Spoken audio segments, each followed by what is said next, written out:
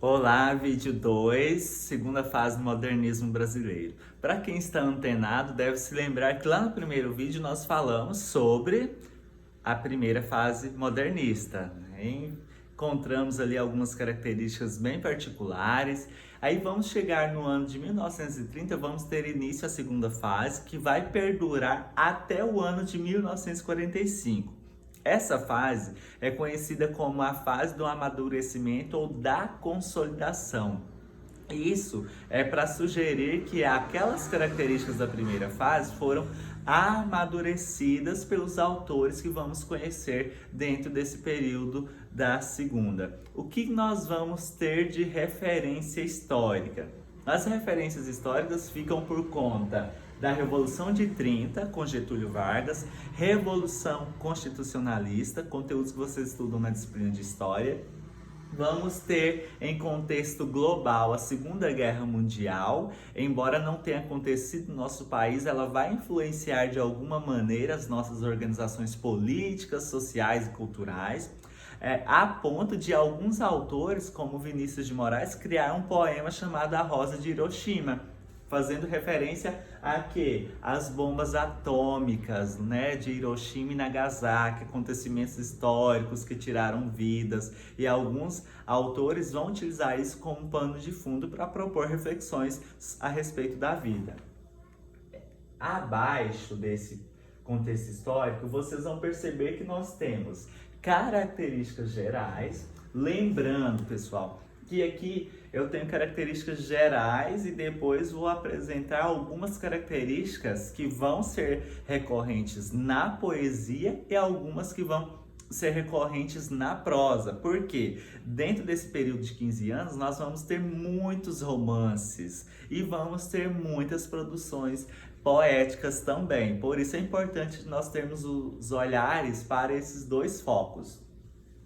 Quando pensamos nas características gerais, vamos entender que é uma literatura mais politizada, mais elaborada. Vamos ter esses amadurecimentos, né? No geral, vamos ter obras que vão propor interpretações sobre o eu no mundo.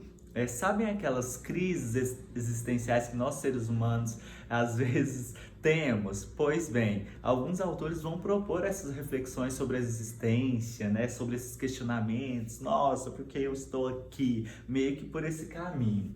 Vamos ter algumas obras mais intimistas, espiritualistas, né? Vamos ter romances ou poemas que vão questionar a realidade. Vamos ter também versos livres, uma poesia sintética, que é aquela poesia muito reduzida, não necessariamente preocupando com a extensão do texto, mas sim com um conteúdo breve, né, que choca ou toca de uma forma muito rápida, instantânea. Algumas obras estão sugeridas aqui para vocês. Eu quero destacar principalmente a obra Vidas Secas. Fica aí a sugestão, a dica, né, que todo aluno, acredito que todo aluno de terceiro ano deveria ou deve ler Vidas Secas, porque é um romance clássico, um romance regionalista, ambientado na região Nordeste. Conta a vida de uma família de retirantes que luta pela sobrevivência. Eles são explorados, eles passam fome, eles passam dificuldades. É uma obra muito interessante porque propõe uma reflexão muito bacana. Eu não vou dar muito spoiler porque eu quero que vocês façam essas buscas. Outra obra muito legal que eu acho é Capitães de Areia. Quando eu estou no presencial, eu levo o filme, está disponível no YouTube. Até recomendo, acredito que vocês vão gostar muito do filme. É uma obra do Jorge Amado que vai propor uma reflexão social, mostra ali a maneira como um grupo de meninos vivia à beira-mar. Esses meninos não têm família, são abandonados, eles vivem à margem da sociedade. Para sobreviver, eles cometem roubos, né? Tem todo um olhar social. É uma obra muito, muito bacana, né, que propõe isso, além de ter coisas bem engraçadas, divertidas também. Aqui nós temos os principais representantes da poesia, Cecília Meirelles, tá? Ela que é a autora que propõe algo mais íntimo, às vezes espiritualista. Ela tinha muito essa pegada. Sugiro que leiam no Google da vida alguns poemas dela. Vinícius de Moraes, para quem é romântico, gente, dê uma olhada nos poemas de Vinícius de Moraes, do Mário Quintana, temos também o Murilo Mendes. As características da poesia no geral, né, vão ser a respeito dessa existência humana. Eles vão falar muito dessas reflexões do eu no mundo. Eles vão, né, falar desse sentimento, como que é estar no mundo. É aquele poema de Carlos Drummond de Andrade que tem aquele verso: no meio do caminho havia uma pedra. Olha só, isso é uma reflexão do eu no mundo. Isso é um autor, juntamente com outros, né, eles vão propor tudo isso daí. Nós temos também inquietação social, né? Vão usar a poesia também, os poemas, para fazerem essas denúncias sociais. Eles também tinham essa preocupação, né? Vamos ter preocupações no geral filosóficas, alguns vão voltar para a questão amorosa, como eu disse para vocês, Vinícius de Moraes volta muito para a questão amorosa. Nós vamos ter aí questões religiosas com a Cecília Meirelles, entre outras características que vocês vão encontrar.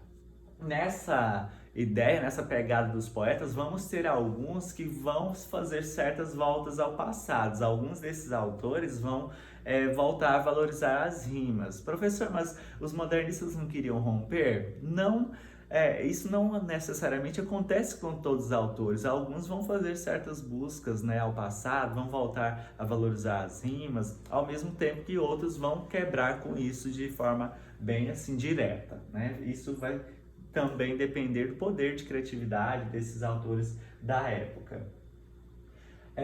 Principais representantes na prosa, vamos ter Carlos Drummond de Andrade também. Ele é um cara que produziu muitos poemas, mas também produziu romances.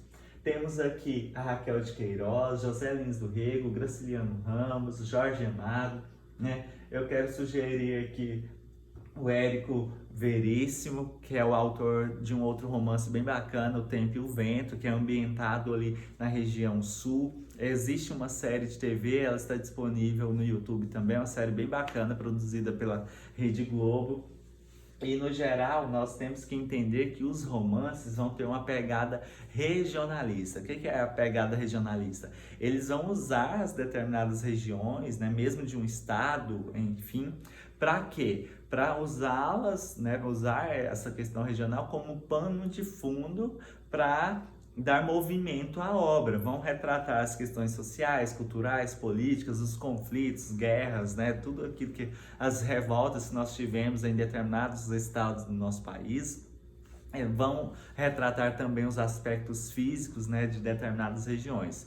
Um exemplo disso é a obra Vidas Secas, é uma obra regionalista ambientada na região Nordeste. Então, o retrato físico, obviamente, é a respeito da seca, de como que a seca afetava a vida daqueles sujeitos. Se nós pensarmos O Tempo e o Vento, é uma obra ambientada no sul, em específico no Rio Grande do Sul. Vai retratar ali as revoltas que tivemos, né, em um período X da nossa história. Ficam as dicas para vocês terem um olhar crítico a respeito disso. E após verem, né, estudarem um pouquinho sobre essas duas fases modernistas, vocês vão chegar à parte das atividades objetivas. Peço, né, que assistam os vídeos, fazendo anotações, peguem as palavras-chave. Acredito que a apostila, de um modo geral, dá todo um alicerce, toda uma base para que vocês compreendam as principais características do modernismo. E lembrem-se, o modernismo é a escola literária que mais aparece nas provas de vestibulares e Enem. Além de que todo esse conteúdo reflete hoje nas nossas práticas culturais, sociais, artísticas. Por isso é muito importante entendermos como que funcionou o modernismo brasileiro, como que funciona. E em um outro momento vocês vão ter acesso também à terceira fase modernista. Até a próxima aula.